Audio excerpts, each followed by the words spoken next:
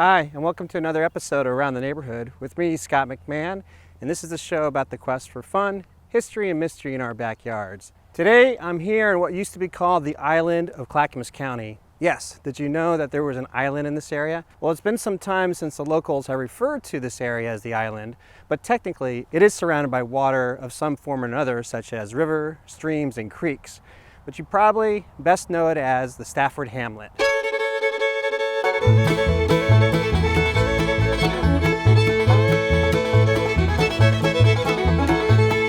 If you've ever exited Stafford Road from 205 and headed towards either Lake Oswego or Westland, you might have noticed the charming rural area that makes up Stafford. So what is a hamlet?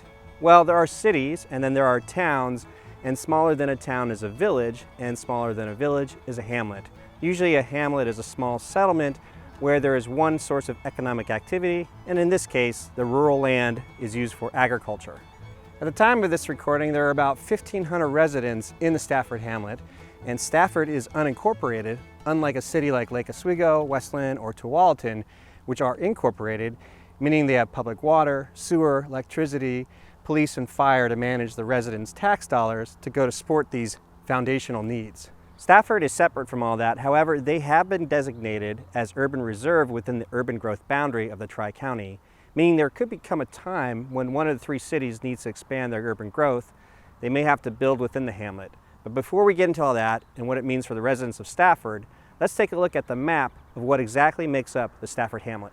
Going directly to the Stafford Hamlet website, they have a map right there. And as you can see, there's Lake Oswego to the north, then Westland to the east, and as we ride along 205, you'll see the hamlet cuts into some parts of Tualatin to the west. According to this map, it looks like Stafford Elementary and Athey Creek Middle School are inside the hamlet.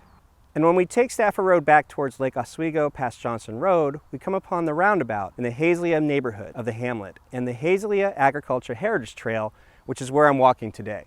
And speaking of neighborhoods, there are several neighborhoods in the Stafford Hamlet, including Borland, Childs, Rosemont, and more.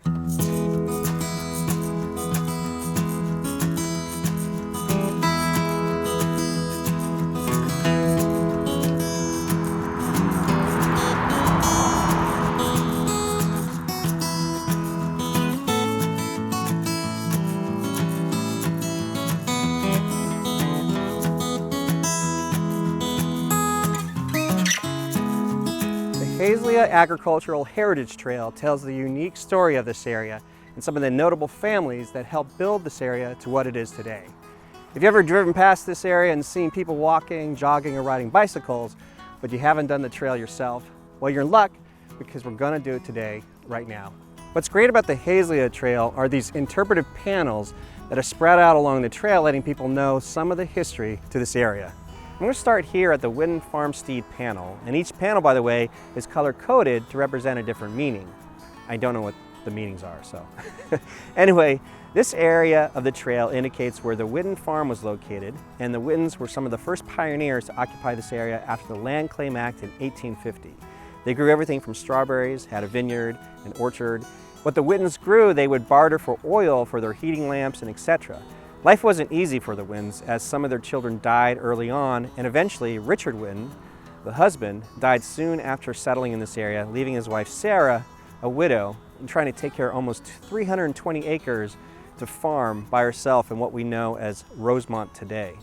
So when you drive by Witten Lane, where all those big homes from a past Street of Dreams are located, you'll know who the Wittens were. As we come down the trail, we come along the next panel, which tells the story of the Hanatsu family. I think I'm pronouncing that correctly. Anyway, they contributed to the agriculture of this area in the beginning of the 20th century, and they were one of the first Japanese-American settlers to settle here. Some of the Hanatsu children would later serve for the United States in World War II, fighting in Italy and France, where they were part of the 422nd Regimental Combat Team. Apparently, the 422nd were the most decorated unit for its size and length of duty.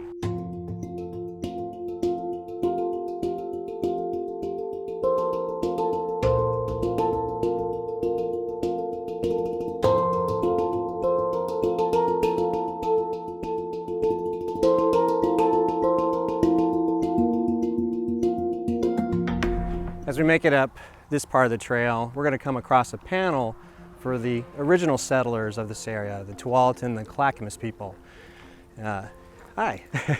One of the indigenous persons of this area, Victoria Howard, was born in 1865, and she was interviewed by anthropologist Melville Jacobs, who recorded and documented a lot of what she had to say in order to preserve key elements of the native history to this place. I have no idea how to pronounce this word, so if you do, please let me know.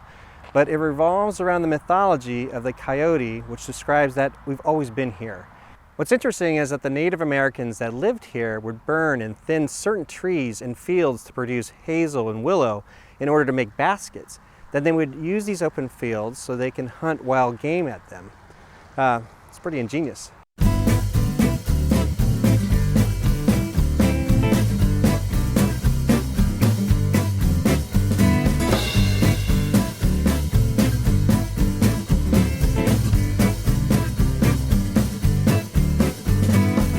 Now we come upon the Lusher Farmhouse and Garden. Now I've heard it pronounced Lusher Farm and Lusher Farm, so if you know the correct pronunciation, let me know in the video comments below.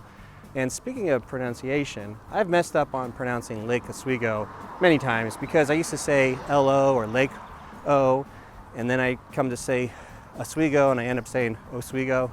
So a viewer was very kind to point out my inability to pronounce it correctly, so it's Lake Oswego. Anyway, Lusher Farm or Lusher Farm was originally a dairy farm back in the 1940s until the city of Lake Oswego purchased the farm in 1990 and uses it for field trips, a garden for clematis, and a whole lot more. So even though Lusher Farm is within the Stafford Hamlet zone, it's owned by the city of Lake Oswego.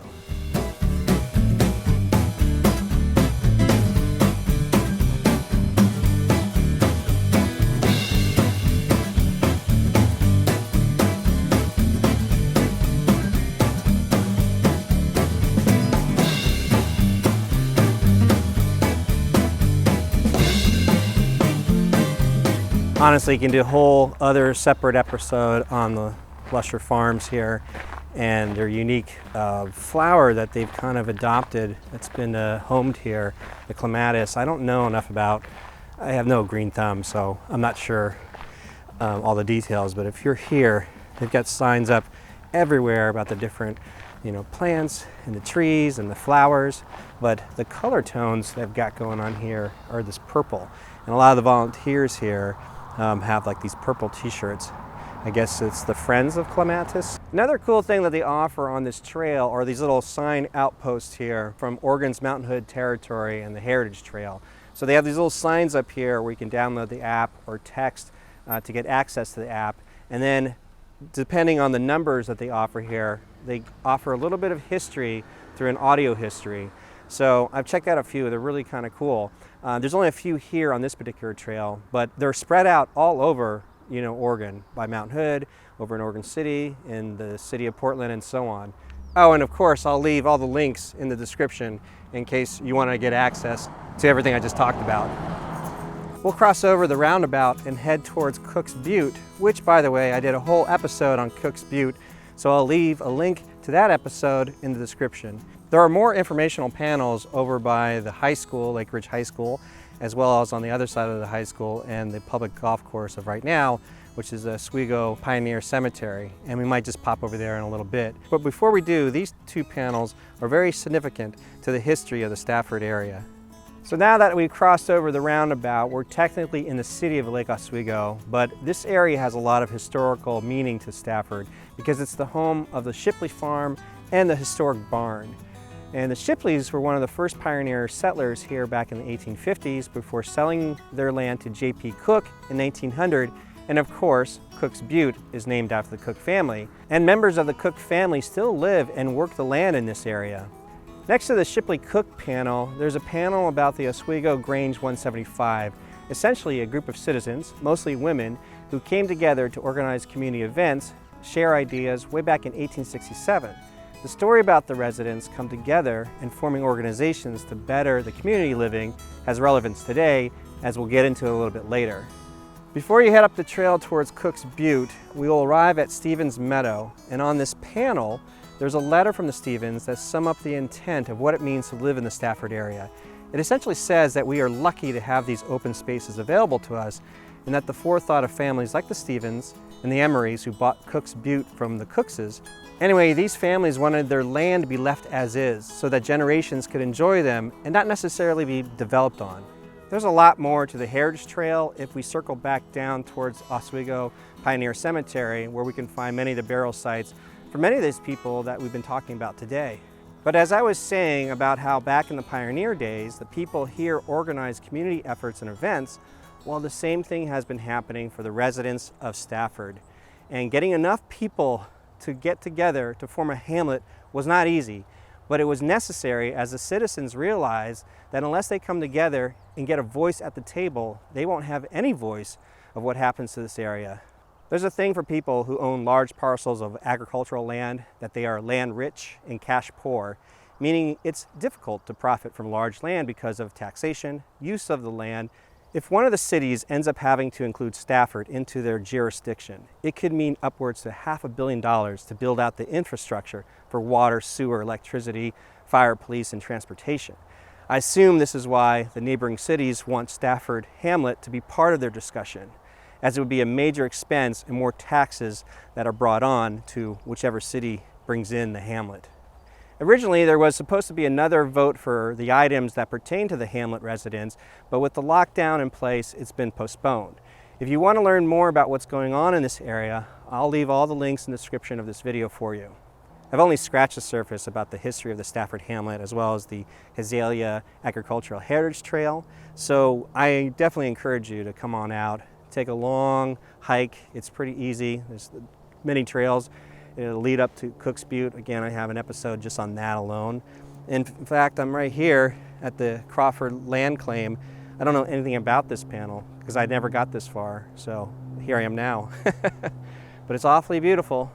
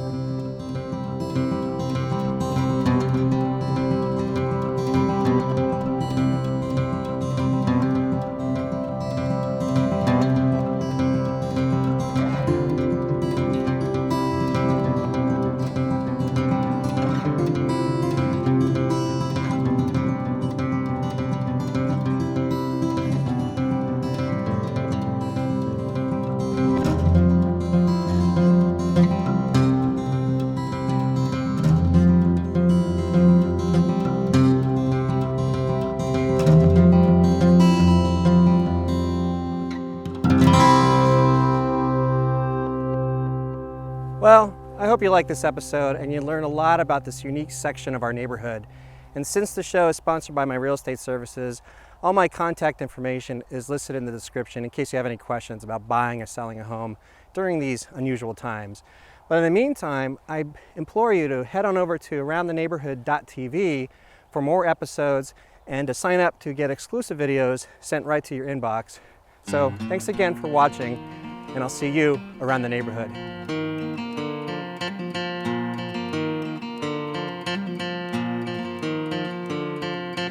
Meaning that there could come a time if one of the three cities needs to expand their urban growth, they may have to build within the hamlet. Blah, blah, blah, blah, blah. Stafford is separate from all that. However, they have been diagnosed. Stafford is separate. Stafford is separate. You know, I've seen this trail referred to many things as the Rosemont Trail, or the Stafford Basin Trail, or the Hazelia Heritage Trail. So I'm not too sure exactly what the actual name is. It looks like you can actually bring your dog, but you got to keep your dog on a leash. You'll see a lot of people not have their dog on a leash. It's springtime, so the cherry blossoms and the trees and everything is blooming, which also means allergy season. And with this pandemic, if you have just an inkling that you have a sneeze or a cold or something, it's a little scary. But moving right along, like the Muppets say, if you get that reference. I don't know if you can see behind me, but this red barn that should be behind me, but I can't tell with the camera. Anyway, I do love, every time I drive over from the roundabout on Rosemont, seeing this red barn here. It just, on a sunset, just the way it hits that whole area. It just reminds me of Smallville, Clark Kent, Superman, or my wife would say Tom Welling, and then, because there's Tom Welling she likes. But anyway, that's what it reminds me of. This is a really pretty sight. This tree here, I don't know if it's a cherry blossom, just these beautiful white petals coming off this tree in springtime, and it looks like a gravesite of the wife of G.O.R. Shipley, Gertrude Miller. Back in 1873, she passed away in 1899. I'm assuming the Shipley family, because I've seen a few grave sites with the Shipley name on it.